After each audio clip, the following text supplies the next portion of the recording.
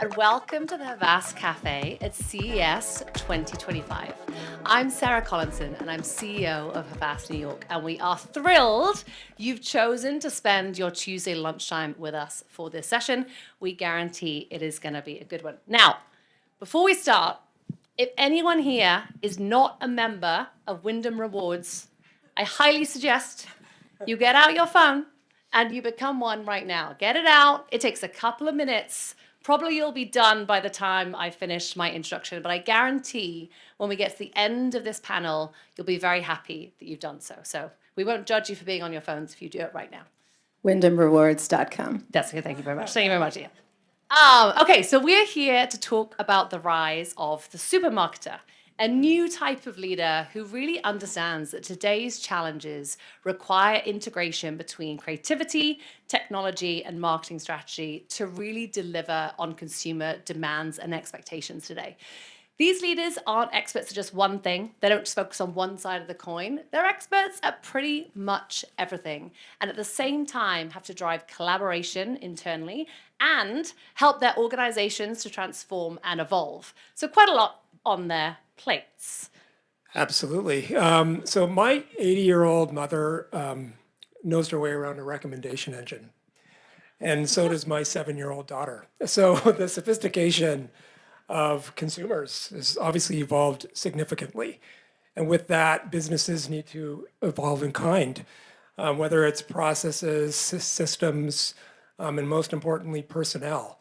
The breadth and depth of knowledge that's needed to be a modern marketer today is unlike any other time, obviously, in history. Understanding data, UX, technology, and not just a hard handoff to the experts internally, but also knowing how to synthesize that information and use it to inform insights is a critical aspect of being able to do the job. No small feat. So you're seeing people like Marissa who have breadth and depth. They're T-shaped. So they understand the core marketing strategies that are required to do the job, but they also know how to partner and lead that side of the business around data, technology, and experience. And, thus the birth of the supermarketer. Yeah, we love it. So I'm just going to take one step back and introduce these lovely people sitting next to me. On my left is Marissa Yoss, VP of Media and Brand Marketing at Wyndham Hotels and Resorts. Then we have Arthur Fullerton, Global Chief Technology Officer at Havas CX. And then last but very much not least, Denise Colella, VP of Global Digital Strategy for Adobe. Welcome. Thank you for joining us. Thanks for having us. You're all Thanks for having looking us. fresh face, which is great. Well done at CES. We're going to keep this panel high energy and conversational. So I'm going to ask some questions, but please feel free to dive in, build on each other's points, etc. So to kick us off, you guys have such amazing roles and backgrounds. I'd love it if you each would just take a moment to introduce yourselves to the people here. And as a bit of a warm-up, tell us one brand that you're impressed with today. And it cannot be Wyndham Resorts and Hotels, even though I know you want to say that. Damn. Right, Marissa, let's start with you. Well, first of all, thank you for having me. Hello, everybody. And yes, we all look stunning and fresh-faced today. And thank you for bearing with us during lunchtime. We promise to get you out of here thirsty for knowledge. It's my job responsibility. I lead media and brand marketing for Wyndham Hotels and Resorts, which is a really exhausting, but mostly exciting job in the age of, I'm very uncomfortable with the term of supermarketer, so let's just get that out of the way. But with this need for constant evolution, I prefer like more of a work in progress marketing. But to answer your question, Sarah, I am obsessed with what Duolingo is doing right now. I don't know if anyone else is a follower or a participant in Duolingo, but I love it because it is data and consumer driven.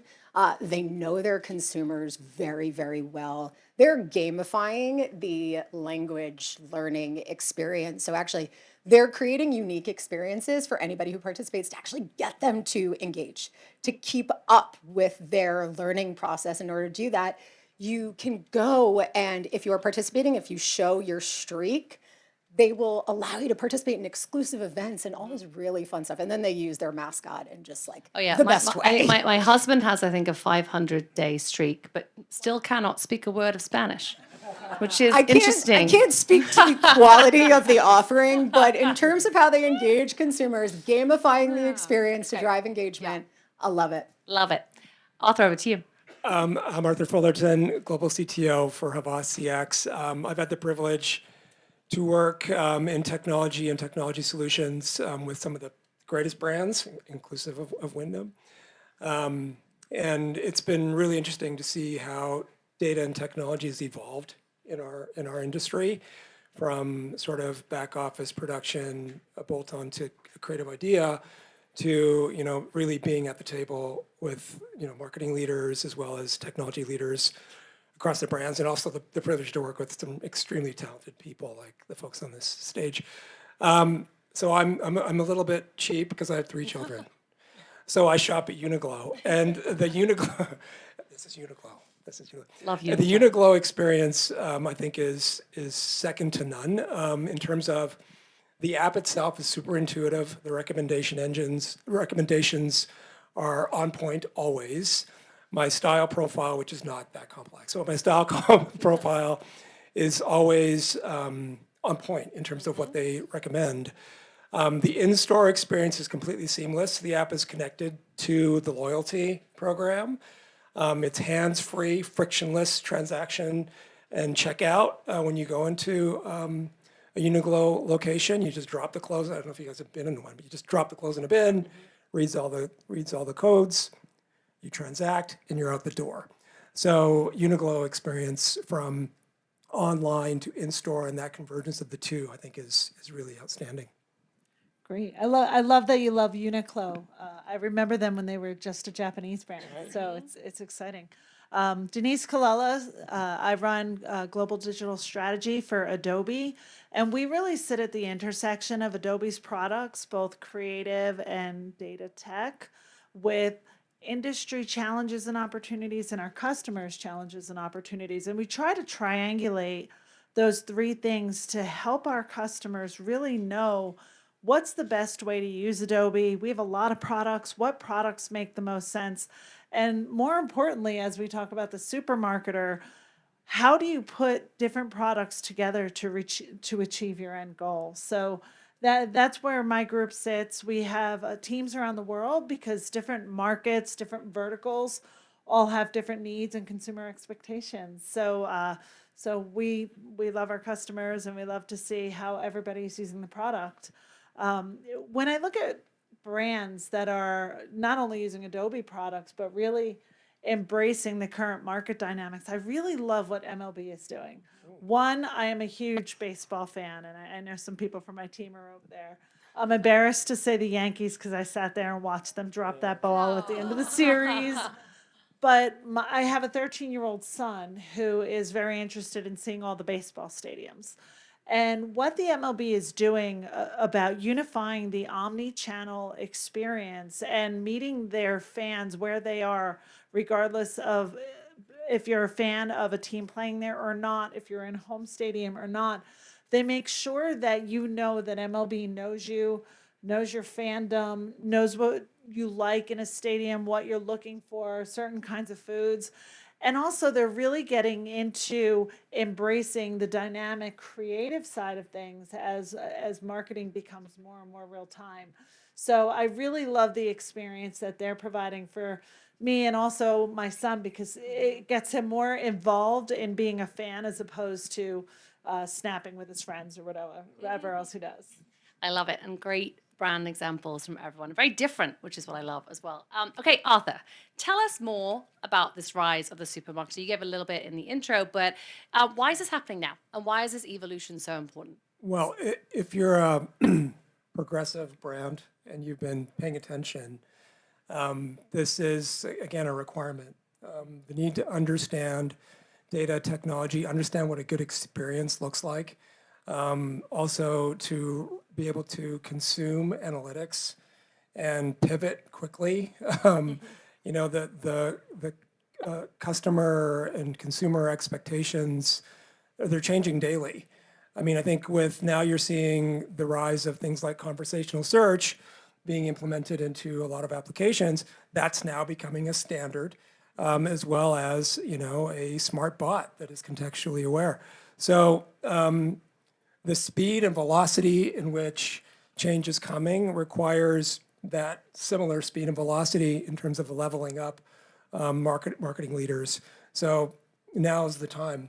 In 6 months, it may be completely different. Well, I think it's so funny that you mentioned the speed and the velocity. That's why I'm so uncomfortable with this idea of calling anyone a supermarketer, right? Because, you just mentioned 6 months from now, a year from now, this conversation could look entirely different because that is the speed by which things are changing.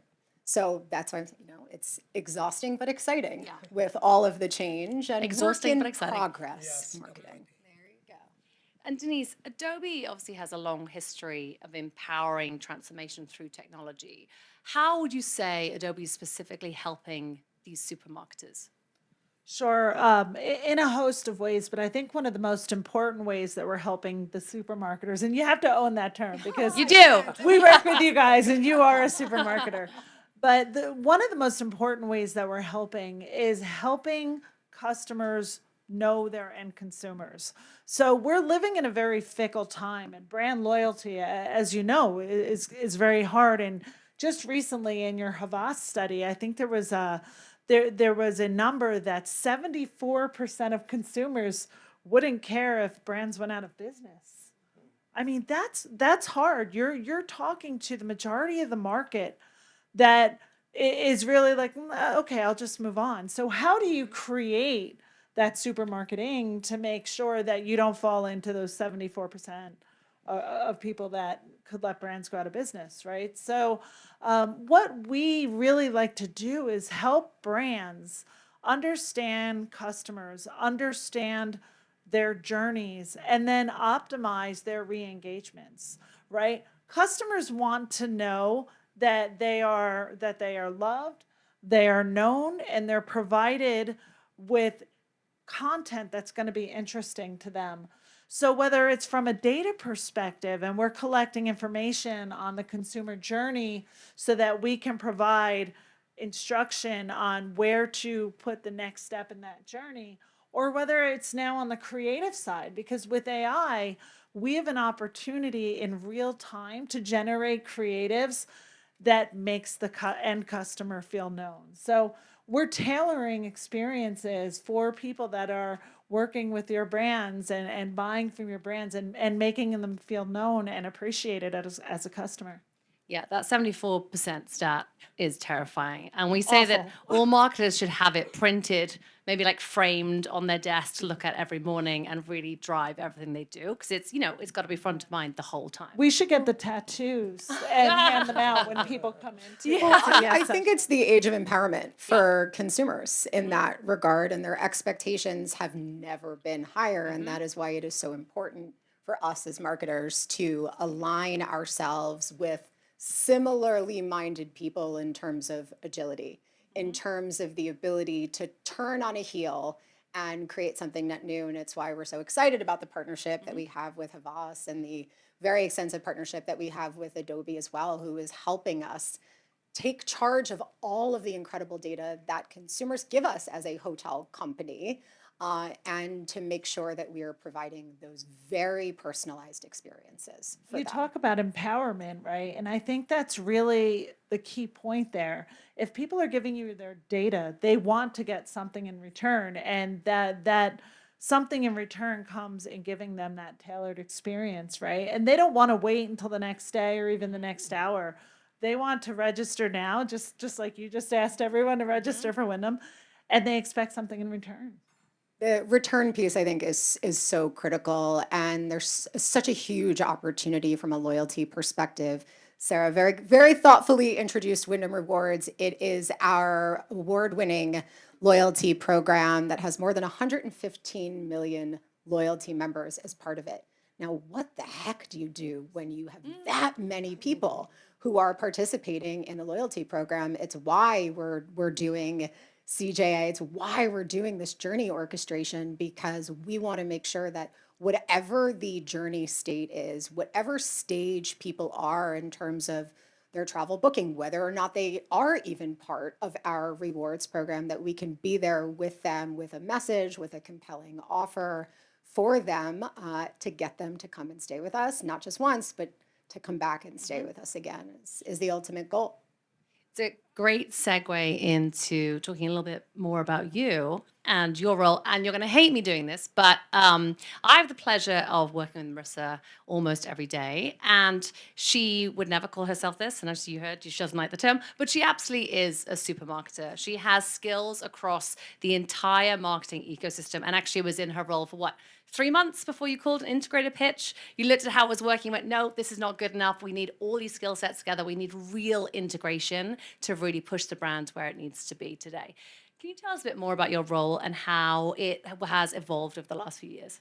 Yeah, absolutely. So I've been at Wyndham for 16 or 17 months now. And really, I was brought in to drive disruption in our marketing efforts because of everything that we're talking about here right now. This idea that everything that we have known as marketers, all of the processes that we have followed have changed.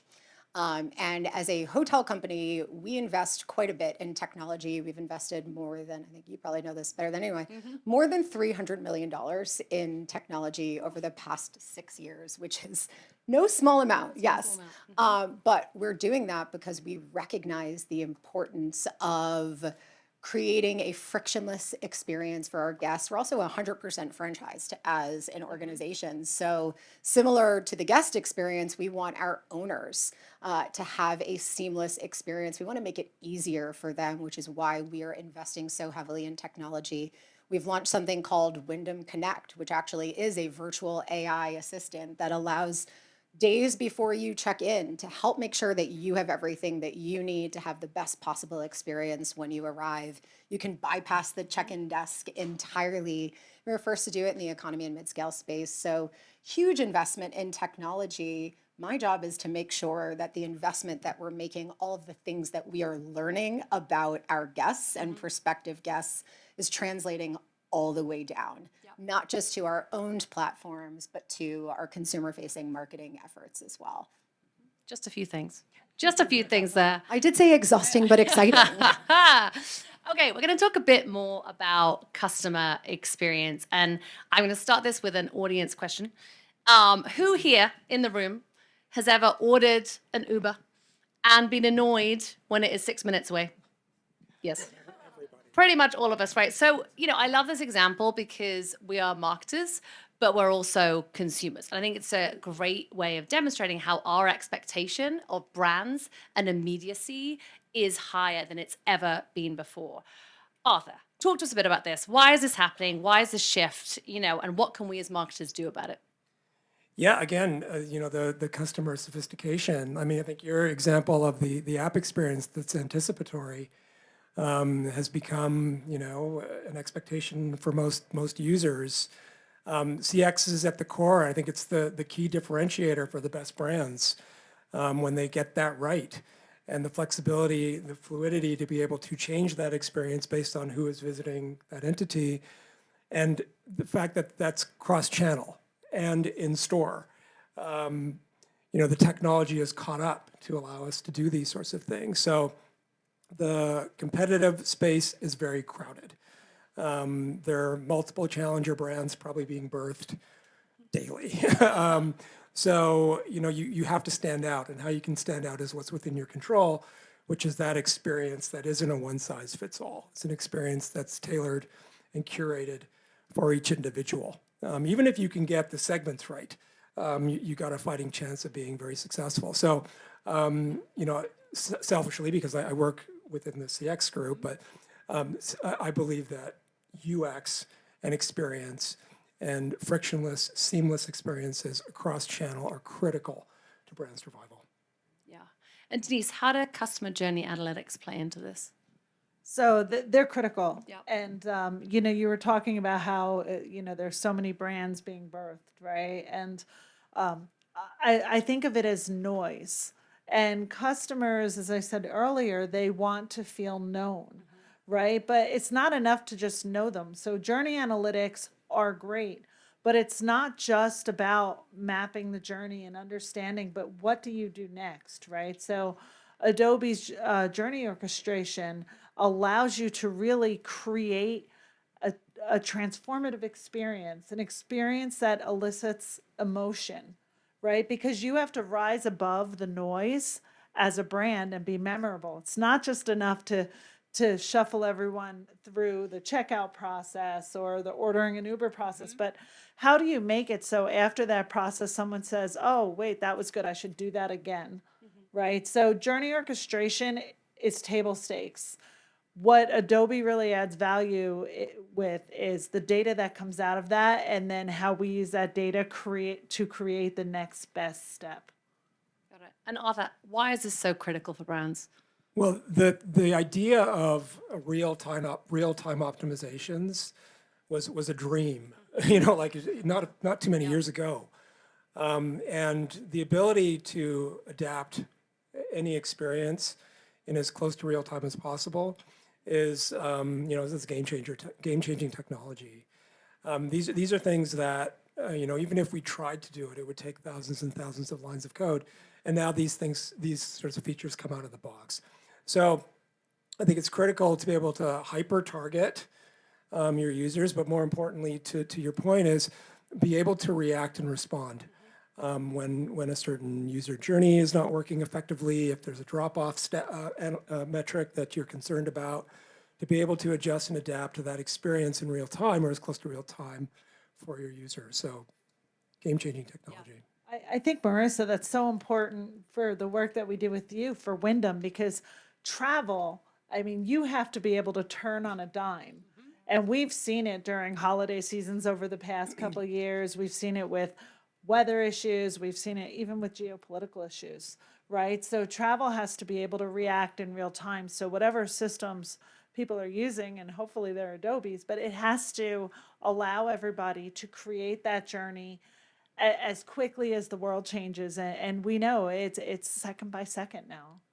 Yeah, everybody has to be committed to it, right? Because the technology enables, but we all work in matrixed organizations where there are all these stakeholders who own a piece of the process. I'll give you an example. When CrowdStrike went down late last summer, Wyndham closes early on Fridays. We are a hospitality company. But, we had this idea where it's like, wow, hundreds of thousands of people are trapped away from home this weekend. We're a hotel company. We can make that easier for them. And so we were able to cook up a promotional rate within hours and get that out there to people so that we could ease the burden of being stuck away from home over the weekend. So technology enables, we saw all of these people posting on the internet their frustrations, and we knew we could solve for that. And that's not necessarily something that had come to life as part of journey orchestration or anything that we see regularly, thank goodness, happening as part of our guest experience. But I think there's the technology piece, but you said something that was really interesting to me, Denise, about the things that you do to be memorable. And those memorable things occur in the one-to-one connections that you make, giving someone something that is truly of value to them, but it's how you continue to engage over time. And I think it's why I'm a firm believer in data-enabled creativity, right? I don't see those things as mutually exclusive, being creative and being data-driven. I think we're in this age as marketers where we are also empowered, just as consumers are, in order to be able to say, this idea is entirely driven by everything that we know about our own guests, but also the guests that we would like to stay with us. And then guess what? We can turn it out on a dime. I love that example, and it's such a great symbol of how Wyndham can pivot so quickly, and you have your plans in place, but then something real world happens and you have to make a new plan, throw that out the window and make sure you're meeting people where they need you to be.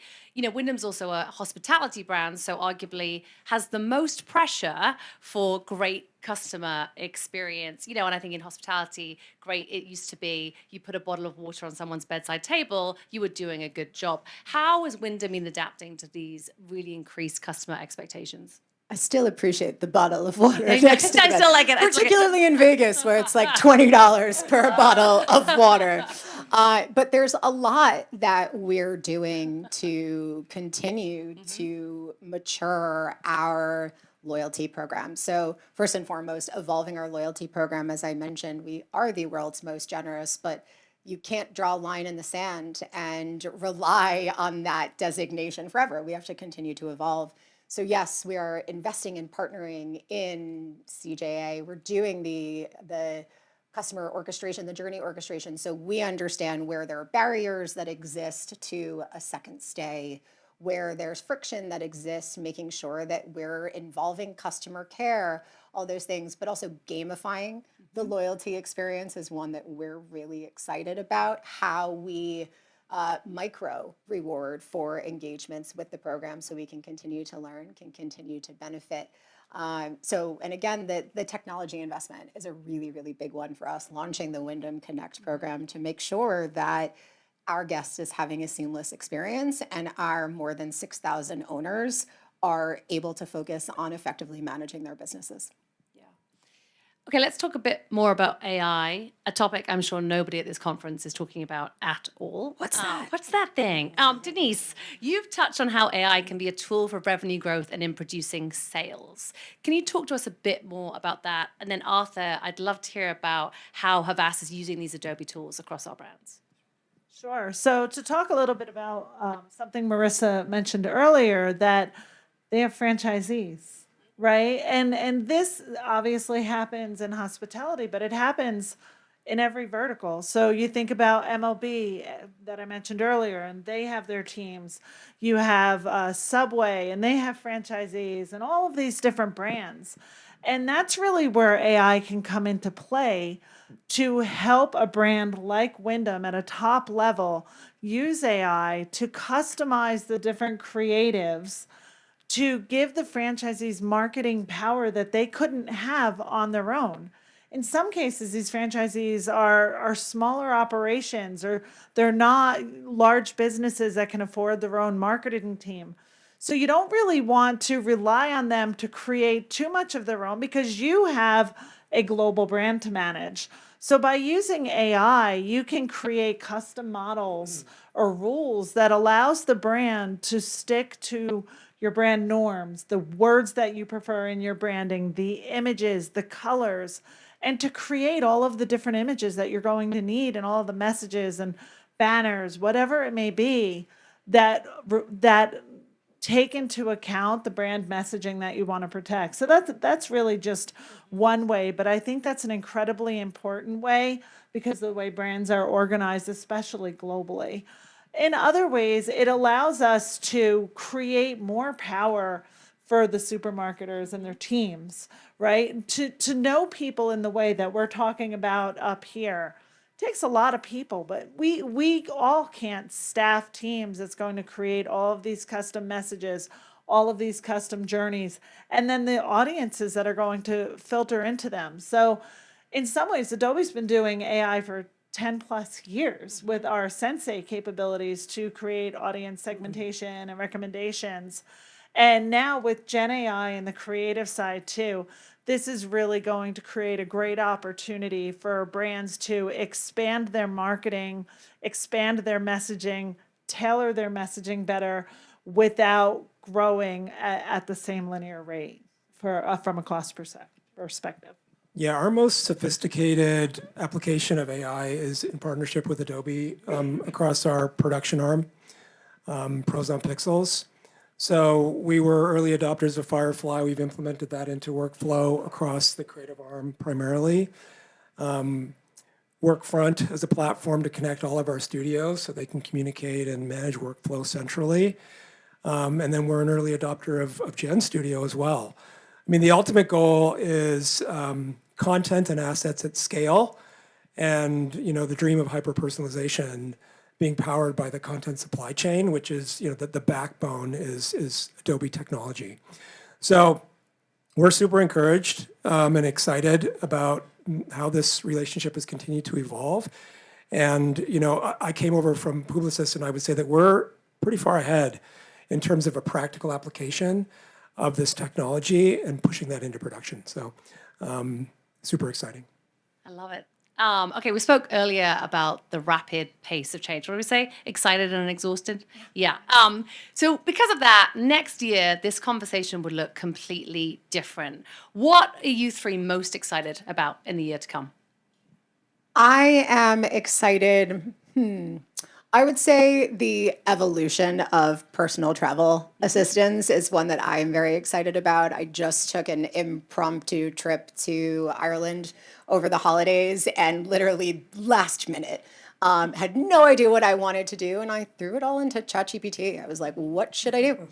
And I refined it a few times with the things that were interesting to me, which was basically sitting around and luxuriating in pubs.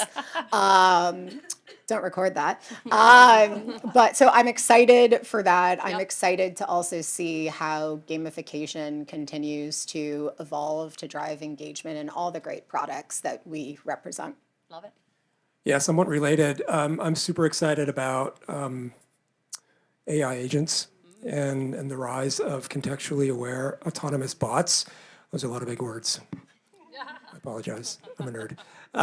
So, a use case being in the travel, if you could have a bot that could essentially book your travel, knows your likes, knows what you're looking for, knows your price point, knows where you want to go, hotel, flight, rental car, things to do, schedule all that for you autonomously without you having to go to a destination website or open up an app. That's where things are going. It's going to change the way that we navigate the internet, and it's going to change the way that we interact with brands. The infrastructure is not quite there yet, but the democratization of AI agents is being built in to platforms like the Adobe Suite, as well as Salesforce and others. Bad word. But I'll pretend I didn't hear it. so that's super exciting to me. And then also, just on a more squishier note, I'm really excited about more humility, humanity, EQ as we sort of edge into 2025. So leaning more into that, I think, is something that I'm going to focus on as well. Sure. I think what I'm about to say is very similar to your take, but I'm really excited about the opportunity AI creates for brands to work together. So for brands to exchange data, because that means you don't have to know me as Wyndham, as Nike, as MLB, but they know me as the full consumer. Right? Because brands and even verticals, whether you're looking at hospitality or sports or media, the lines are blurring. So I want the brands that I engage with and that I supply valuable data to know me as the full consumer, to know my family as their full interest, because that's going to make for better travel, better bookings. So it's the same thing, but more from a consumer and being appreciated, for the brands that get my dollars. I love it. Okay, so very finally, we spoke about the rewards program, and hopefully everyone has signed up. And I'm going to hand it over to Marissa to close us out with style. With style. That is a high bar to set.